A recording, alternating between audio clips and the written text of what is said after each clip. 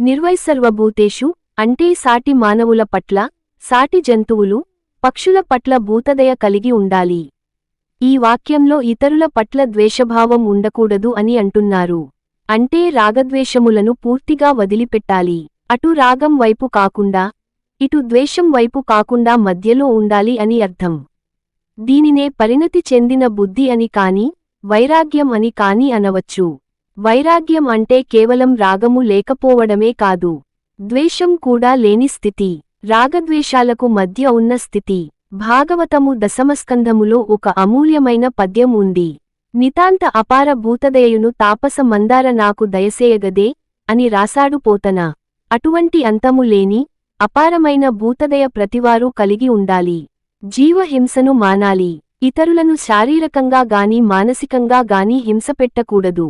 సాటి జంతువులను వేట పేరుతో హింసించడం, ఆహారం కోసం చంపకూడదు. చాలామంది దేవతలకు ప్రీతిగా జంతుబలులు ఇవ్వడం మనకు తెలుసు. సాటి ప్రాణిని హింసిస్తే ఏ దేవుడు, ఏ దేవతా సంతోషించడు. ఒక పక్క హింసను పాటిస్తూ, మరొక పక్క వేదాధ్యయనము, పూజలు, ఆరాధనలు చేసినందువలన ప్రయోజనం లేదు. అందుకే యజ్ఞయాగాదులలో జంతు హింసను నిషేధించారు. దాని వలననే బౌద్ధము జైనము ఎక్కువగా పామర జనులలో ప్రాచుర్యము పొందాయి. యా సహ్ మాం ఏతి అంటే ఎవరైతే అటువంటి భక్తి వైరాగ్యము కలిగి ఉంటాడో, అటువంటి వాడు నన్ను పొందుతాడు అంటాడు భగవంతుడు. కాబట్టి విశ్వరూప సందర్శనము కావాలి, భగవంతుని గురించి తెలుసుకోవాలి. భగవద్దర్శనం కావాలి అంటే పైన చెప్పబడిన లక్షణములు కల ఏకాగ్రమైన భక్తి వైరాగ్యము కలిగి ఉండాలి. దీన్ని సరిగా అర్థం చేసుకొని ఆచరిస్తే చాలు, పరమాత్మ సాక్షాత్కారం సులభమవుతుంది అని మనం అందరం తెలుసుకోవాలి. భగవద్గీతలో మొట్టమొదట అర్జునుడికి విషాదము కలిగింది. తరువాత కృష్ణుడిని గురువుగా చేసుకొని తత్వము ఉపదేశించమని అడిగాడు. కృష్ణుడు సాంఖ్యయోగము, జ్ఞానము విజ్ఞానయోగము, కర్మయోగము, కర్మసన్యాసము, ఆత్మసంయమనము మొదలగు యోగములు బోధించాడు. అర్జునుడికి ఏమీ అర్థం కాలేదు. నీ విభూతులు ఏవి అని అడిగాడు. పరమాత్మ ముఖ్యమైన తన విభూతులు చెప్పిన తరువాత అవి ఎలా ఉంటాయో చూపించమని అడిగాడు. కృష్ణుడు విశ్వరూపాన్ని చూపించాడు. అర్జునుడికి మాటల వలన అర్థం కానిది చూస్తే అర్థం అయింది. కృష్ణుని అసలు స్వరూపం తెలుసుకున్నాడు. అనంత విశ్వాన్ని మనోనేత్రంతో దర్శించగలిగాడు. కృష్ణుని ముందు సాష్టాంగపడ్డాడు. అర్జునుడికి జ్ఞానోదయం అయిందని తెలుసుకున్నాడు కృష్ణుడు. ముందు భక్తి యోగం గురించి చెప్పాడు.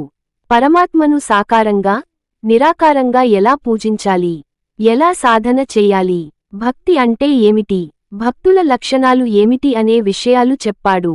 తరువాత శరీరము, క్షేత్రము, శరీరంలో ఉండే ఆత్మ, క్షేత్రజ్ఞుడు, వీరిరువురి గురించి చెప్పాడు. అంటే ఏమీ లేదు, ప్రకృతి, పురుషుడు వీళ్ల గురించి చెప్పాడు. 3వ అధ్యాయంలో ఆత్మ, శరీరము, వీరిరువురి మధ్య అడ్డుగోడగా ఉన్న 3 గుణములతో కూడిన ప్రకృతి, దాని లక్షణాలు చెప్పాడు. 4వ అధ్యాయంలో ఈ 3 గుణములు దాటి పరమాత్మను ఎలా చేరుకోవాలి అంటే పురుషోత్తమ ప్రాప్తి గురించి చెప్పి గీతను ముగించాడు. తరువాతి 3 అధ్యాయాలు గీతకు అనుబంధాలు, వివరణలు. గీతలో చెప్పబడిన వాటికి వివరణలు అంతే. ఇదే భగవద్గీత సారం. కానీ మనుషులు దీన్ని అర్థం చేసుకోవడానికి సతమతం అవుతుంటారు. ఎందుకు అలా అంటే శ్రద్ధతో తెలుసుకోకపోవడం వల్ల. ఏ మనసును నిగ్రహించుకోమని దాన్ని ఆత్మలో లీనం చేయమని భగవంతుడు చెబుతాడో, అటు ఇటు పరిగెడుతున్న అదే మనసును నిలబెట్టలేక చతికిలబడతారు. కాని ఒక్కసారి ఆలోచించడం మొదలు పెడితే, ఒకసారి ఆధ్యాత్మిక చింతనలో మునిగితే ఫలితాన్ని స్వయంగా చవిచూస్తారు. ఈ వీడియో మీకు నచ్చినట్లయితే లైక్ చేసి, షేర్ చేసి, కామెంట్ చేయగలరు. జై శ్రీరామ్, జై జై శ్రీరామ్.